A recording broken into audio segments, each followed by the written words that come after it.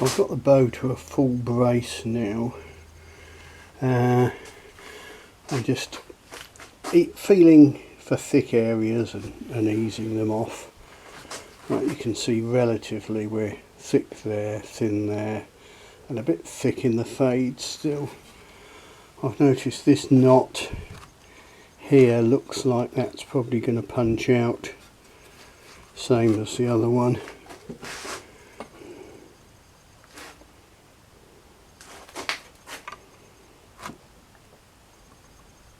If I give that a little tap with a hammer, there we go, pop that out. I think I'll probably plug that one. Aesthetically, I think it's probably right to plug it. There's not as much swell around there, so yeah, I'll plug that one. It's looking pretty even, but still a lot of weight to come off. So I'm working down one limb, look at it again, so maybe I'll get this lower limb a bit weaker than the right, then bring the right one into balance, you know, back and forth, easing the whole thing back towards full draw weight and draw length. Yeah, I've got the belly's lightly rounded, as is the back, and I'm basically sort of working so that I've got almost the junction of heart and sap running along the edge. Then because of the curve of the limb, there'll be heartwood on the belly. But I want to see, about like I've got here, just a sort of, I don't know, say 30% heartwood showing, because internally that will be curving up under the back. So we should draw a cross section so you see what I mean. But certainly coming along, full brace, that's the main thing. I like to show some of the bad stuff as well as the good. So you can see I've been reducing the width at this tip, and this just started to tear. So I rapidly quit. It was tearing there as well, and I'll use the rasp on that. I've still got plenty of width on this tip, and this limb's a bit stiff anyway, especially on the outer third. So that isn't really a problem, but I'll take a rasp to this edge, and as I rasp away this edge, effectively it will start showing more heartwood there. Then I can trim the heartwood back, to get a consistent line along here. Let's do a bit of one-handed rasping. So if we look at this point, there's not much heartwood there, but as I rasp, it exposes more.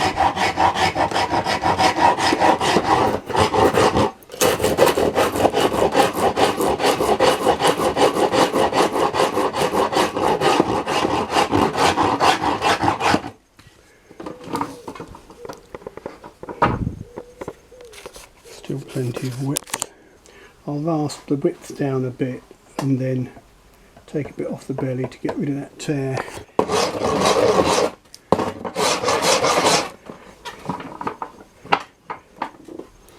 And as I work down the belly, that tear's almost gone.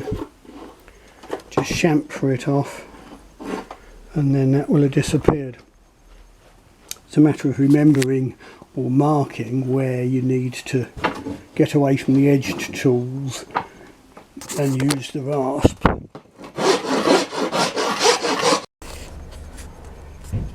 I've had it on the tiller at a decent brace now, pulling about 45 at about 18 inches, which interpolates to mean I've still got about 20 pound to come off, which is rather a lot. So it's probably a matter of easing down the sapwood with a spoke shave and flattening out this belly some more. But I thought I might pick out this knot just in case there's a cavity under it, and maybe this one as well. There's a few knots I might just pick out, because I don't want this one to go and explode for the sake of ignoring a knot that could have done with looking at it. I'm very aware that I often blether on about you can't make a bow by numbers, But what you can often do is get some guidance. But the other thing is it's always very handy to have a similar bow, or a bow that you're not copying as such, but you're using as a guideline. So if we look at Twister, virtually identical length. It's what I'm modelling the bow on, roughly. In fact, I've made several like this because it's my favourite bow and it performs very, very well. And it's got some nice features, like you can see the decrowning on the back here and the growth rings showing. But when we compare the two here, you'll notice very obviously Twister's slightly narrower and tapered a lot more at the tips. But if we read that, it says Twister 2011, retillered 2017. So 2017, I slimmed the tips even more, heat treated the belly a bit, took out a whisker of set. So it's had some work done on it over the years, but it gives me an idea where some of the weight can come off. So yeah, I'll be narrowing the limbs and especially the tips a bit more, because I know the, let's line it up, I know the string line's good. Removing width won't take too much off the draw weight, so if I reduce the width by 10%, it will take 10% off the draw weight. It's not going to take a lot off, but what I can do is, by tapering the width more and reducing it here, effectively it's increasing it there relatively, so we'll be taking some load off the knotty areas. Also, looking at Twister, we can see it's very much the same sort of pattern. I've got sort of 50% heart sap showing along the edge of the bow, but the belly is very flat, so I know I've got that much heartwood, but dead centre, due to the curve of the log, there'll be a bit more than that. And I think that's quite a nice way to work, because you know you're not going to run out of heartwood. The danger is, of course, if you decrown the back, you could end up taking all the sapwood off the back and breaking into heartwood down the centre of the back. So you can see I've got a lot of wood to remove yet to get down to the same weight, but I'll be working from back and belly. I'll come down, oh, you can see I'll come down from there to about there, but in other places the sapwood is quite thin.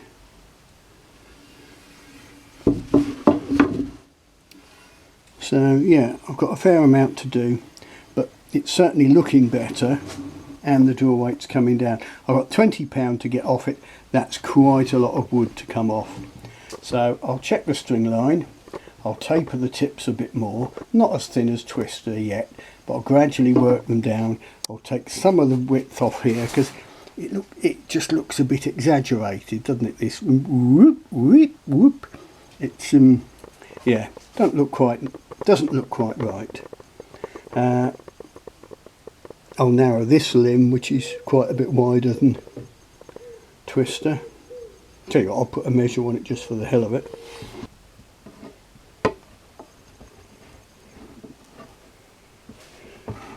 So we're looking at 42mm on Twister, and as you can see, that's about 10mm extra on this bow. So just taking that off, that will lower the draw weight a bit, and well, I'll maintain the 45 pound draw weight. It'll let the draw length increase, it will slowly come out, and as I'm narrowing the width again, I can be sensitive to the various knots and features. So it's just gradually homing it in. I mean, to play devil's advocate, someone would say, but if you did make a bow by numbers, you could have got a lot closer a lot quicker. Yes, I could have removed a lot more wood a lot quicker, but the danger of removing a lot of wood is the remaining wood shifts a bit or you make an error and you've gone past that point of no return. So yeah, but we're beginning to get to the point where I've got to go gently, but on the other hand I've got to remove 20 pounds. The whole thing's always a balancing act, and I'd rather go slow and steady. Slow and steady wins the day, rather than rushing at it, because self-evidently it'd be very easy to try and take too much sapwood off here, find I'd cut into the heartwood, or I'm taking down the width with a draw knife, it digs in, I'll rip out a big spall. You've got to know when to slow down. So what I've done is I've gone along the back with the draw knife, trying to keep it fairly even, yeah, following where I've got a good clean line on the back. And at some points it's just started tearing slightly, so I've allowed it to follow where the sapwood wants to go. There's a nice example here, if I can get the light right. You can see it's torn. I've been coming along here and it's just lifted and torn, but that's fine. It's followed the growth of the sapwood into the feature knot. So I don't want, you know, 1/4 inch of extra sapwood here, but I don't want to cut across the flow of the sapwood. So letting the draw knife catch and tear it out isn't a problem. Again, here I could probably go in a bit more, but the draw knife comes in and then tends to lift where it's a bit thicker here. It'll catch in and lift some sapwood out. You can see there's growth rings going up. There is extra sapwood there, but I don't want a stupid amount. And again, I don't want to try and cut this right down to there straight away. Slow and steady, let's see what happens. And I've rasped the belly edge, trying to make it a bit narrower. I haven't gone mad, there's probably too much meat there, but there's plenty of time for it to explode later. I don't need to make it explode now. I've flattened the belly a little, but it's not, on Twister it was almost dead flat. But that's always a good thing to do. If you work at an angle, take the edges off first, it leaves you a ridge up the centre, which then by lowering that you can sort of fine tune the draw weight, if you like. So if you suddenly find, oh blimey, it's getting a bit low, you think, well, I'll just leave that as is. And you think, I've still got some more to take off the ridge, work down the corners again. Anyway, I've just done this limb, but we'll pop it up on the tiller and have a look, because I don't mind if we find one limb goes slightly weak, then we bring the other into match, so we go back and forth. We'll see how it goes. Brace right now, not a huge amount. This is the limb I've been working on, and you can probably tell that distance is greater than that distance. So I probably have weakened it a fair bit. Now I'm not going to pull it to the point where, oh my god, this is bending double and it's liable to break, but we'll just see how it's moving. Bear in mind it could probably take a lot more than £45 anyway, but it's a compromise. Yeah, there you go, that really shows that limb is bending a lot more. So I can see what I've achieved. We'll take it 40. What I've achieved just by easing off that sapwood, which was just a matter of minutes with the draw knife, and a bit of rasping on the belly. Because just because Twister's that thickness doesn't mean this one's going to be that thickness. Twister's had heat treating and Lord knows what, and it's a particularly fine bit of yew. This yew may be different. Who knows? But you can certainly see we're getting there. So if I ease off the lower limb, maybe narrow it because that one was a bit too fat, get it on the tiller again, take it to 45, we'll be closer. It's an awful lot of fiddling and faddling and back and forth and up and down on the tiller. Well, if you're not enjoying it, you shouldn't be doing it. Well, I've had a similar go on the lower limb, taking a bit of a run off the sapwood, some off the heartwood as well, a bit off the width, making it a more sort of lenticular shape, shape of a willow leaf or a spear or what have you, or a lentil. Anyway, we'll have another look, and then that's probably about enough for this video, because it's time for a cup of tea.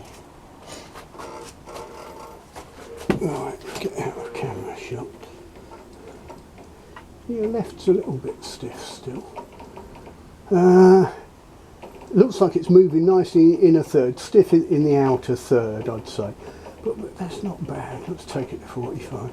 There's 45, we're at 21. Actually, I don't know if it's an optical illusion. Left looks like weak here. It could just be this dark spot and that. But this end looks stiff. So maybe that wants tapering and thinning a bit more. Each time I have it on the tiller, I tend to twist up the string a bit, trying to get closer to brace height.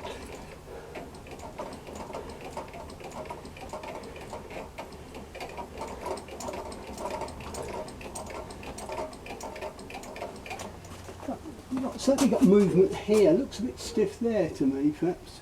I'll stick some pencil marks on that. So I reckon I can take some off here. And I reckon it's all up here. But you can see we're certainly getting a lot closer. What I don't want to do is risk overstraining it. And we do want the tips to come round. We want that sort of elliptical tiller or what have you, or at least two separate, well, if you like, a quarter of an arc of a circle from there for this limb, and a quarter of an arc of a circle from here for this limb. But in reality, because of this, we want a little bit stiffer there. I mean, people talk about elliptical tiller, but of course a circle isn't an ellipse, it's just a special ellipse where the two axes are equal length. And the amount of extra bend you need at the middle is almost, no, it's very, very small.